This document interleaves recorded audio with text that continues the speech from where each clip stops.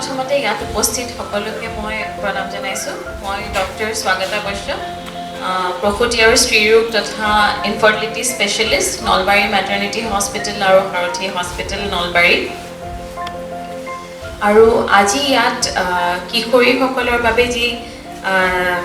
যি স্বাস্থ্য সজাগতা সভা আয়োজন কৰা হৈছে তাত উপস্থিত থাকি মই সঁচাকৈ ধন্য কাৰণ আজিৰ কিশোৰীসকলে কালিৰ মাতৃ হ'ব আৰু মহৎ লোকে কৈ গৈছে যে যদি আমি এখন দেশ উন্নত কৰিব লাগে তেতিয়াহ'লে তাৰ মহিলাসকল তাৰ মাতৃসকলক স্বাস্থ্যৱান কৰিব লাগিব কাৰণ only a healthy mother can lead to a healthy nation আজি মই যেটো বিষয়ত কথা পাতিবলৈ আহিছো হেতু হৈছে adolescent gynecological problem বা কিশোৰীসকলৰ যি স্ত্ৰী ৰোগ জনিত সমস্যা তাৰ বিষয় এটা কিশোৰী বুলিলে বা adolescent বুলিলে আমি কাক বুজাম WHO বা World Health Organization মতে 10 পৰা 19 বছৰৰ বয়সৰ ল'ৰা ছোৱালী বিলাকক adolescent বা কিশোৰী বুলি ধৰা হয় এটো এটা এনেকুৱা বয়স য'ত ল'ৰা ছোৱালীবিলাকৰ লাজ সংকোচ বেছি থাকে নিজৰ মনৰ কথাবোৰ খোলাকৈ ক'ব নোখোজে আৰু হয়তো কিছুমানে ক'বলৈ সুযোগো নাপায় গতিকে মই নিজে গাইনোকলজিষ্ট হিচাপে মোৰ অপিডিত যিবোৰ সাধাৰণভাৱে যিবোৰ কমন প্ৰবলেমছ কিশোৰীসকলে লৈ আহে সেই কিছুমান প্ৰবলেমছ আজি তোমালোকৰ লগত আলোচনা কৰিবলৈ আহিছোঁ সবতকে প্ৰথম কমন প্ৰবলেম যোনটো সব মোৰ ওচৰত লৈ আহে ছোৱালীবিলাকে হ'ল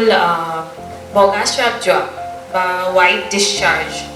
যাক আমি মেডিকেলি লিউকোৰিয়া বুলিও কওঁ একো লাজ কৰিবলগীয়া কথা নহয় এইটো ঠিক আছে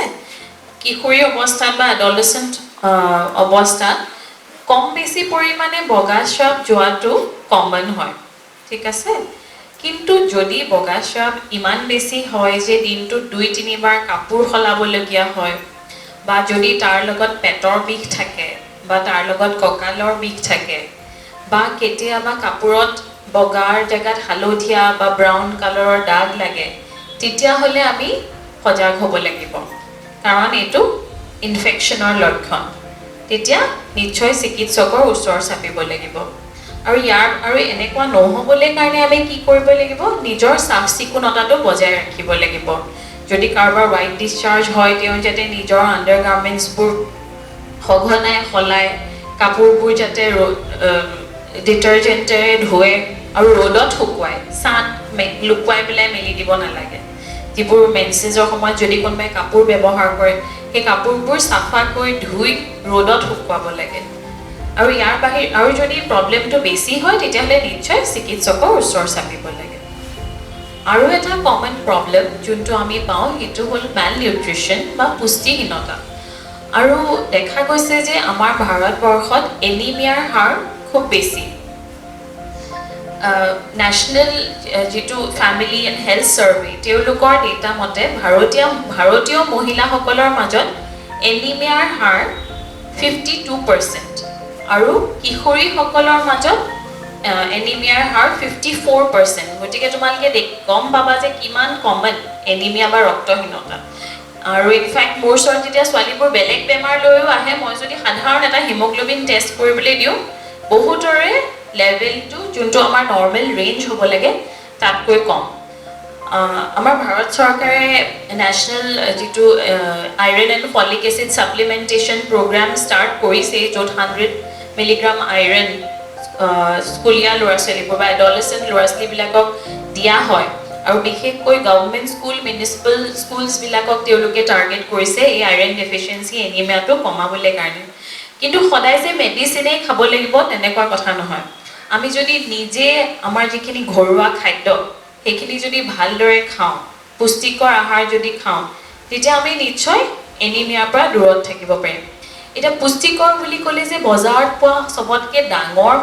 সবতকে দামী বস্তুটোৱে খালেহে পুষ্টিকৰ হ'ব তেনেকুৱা একো কথা নহয় আমি থলুৱাভাৱে ঘৰত যি পাওঁ মই উদাহৰণস্বৰূপে কৈছোঁ আইৰণ ৰিচ খাদ্য যেনেকুৱা কাচকল কলফুল কচু সেউজীয়া বাৰীত থকা সেউজীয়া শাক পাচলি আমলখি গুড় এইবিলাকত আইৰণৰ এমাউণ্টটো খুব বেছি থাকে ইনফেক্ট ছোৱালীবোৰ নহয় আমি প্ৰেগনেণ্ট মহিলাবিলাককো এইবোৰ বেছি পৰিমাণে খাবলৈ কওঁ ইয়াত চবেই শাক পাচলি খায় জানো শাক খায় চবেই খায়নে কোনে কোনে শাক খায় সদায় নাখায় কোনোৱে নাখায় হয়নে নহয় গতিকে যদি আমি আমাৰ ডেইলি আহাৰটো যদি এনেকৈ মেইনটেইন কৰিব পাৰোঁ তেতিয়াও আমি যদি আমি এটা বেলেঞ্চ ডায়েট খাব পাৰোঁ তেতিয়া আমাক আৰু মেডিচিনৰ দৰকাৰ নপৰে এতিয়া নেক্সট আহোঁ আৰু কমন প্ৰব্লেম যোনটো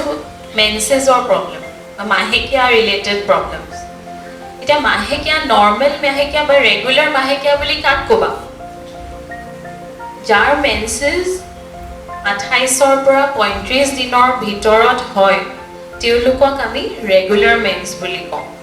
যদি কাৰোবাৰ মেনচেছ 21 দিন বা তাতকৈ আগতে সেইটো ইৰেগুলাৰ যদি কাৰোবাৰ মেনচেছ 35 দিন বা 40 দিনতকৈ দেৰিকৈ হয়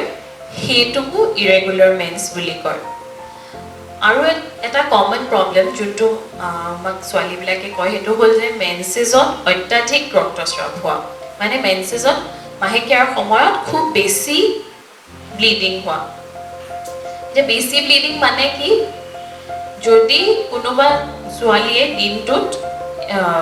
4টা বা 5টাতকৈ বেছি মেক্সি সাইজৰ প্যাড ইউজ কৰিব লগা হয় আৰু যদি তেখেতৰ ব্লিডিঙৰ লগত গোটাকৈ টেষ্ট বা ক্লট যায় ব্লাড ক্লটছ যায় তেতিয়াহ'লে আমি সেইটো অত্যাধিক মেনচেছ বুলি ধৰিব পাৰোঁ এতিয়া ইয়াৰ কাৰণ বিভিন্ন সকলোতকৈ কমন কাৰণ হ'ল জৰায়ুত হোৱা টিউমাৰ বা যাক আমি মেডিকেলি ফাইব্ৰইড বুলি কওঁ ইউট্ৰাছত ফাইব্ৰইড থাকিলে মেনচেছত খুব বেছি ব্লিডিং হয় আৰু এটা কাৰণ হ'ল ইউট্ৰাছত পলিপ হোৱা বা যদি জৰায়ুৰ ভিতৰত মাংস বাঢ়ি যায় বা জৰায়ুৰ মুখৰ আগত মাংস বাঢ়ে যাক আমি পলিপ বুলি কওঁ তেতিয়াও মেনচেছবোৰ ঘনকৈ হয় আৰু মেনচেছৰ সময়ত অধিক ৰক্তস্ৰাৱ হয় আৰু এটা অসুবিধা হ'ল বহুতে কয় যে মেনচেছৰ সময়ত পেট বিষায় কিছুমান বহুত ছোৱালীৰে মেনচেছৰ সময়ত কম বেছি পৰিমাণে পেট বিষাব পাৰে কিন্তু যদি মাহেকীয়াৰ সময়ৰ পেটৰ বিষ ইমান বেছি অত্যাধিক হয় যে ছোৱালীজনীয়ে নিজৰ দৈনন্দিন কামবোৰ কৰিব নোৱাৰে স্কুল কলেজ আহিব নোৱাৰে ঘৰত বিষত কষ্ট পাই থাকিবলগীয়া হয় তেতিয়াহ'লে সেইটো বিষয়ে সজাগ হ'ব লাগিব সেইটো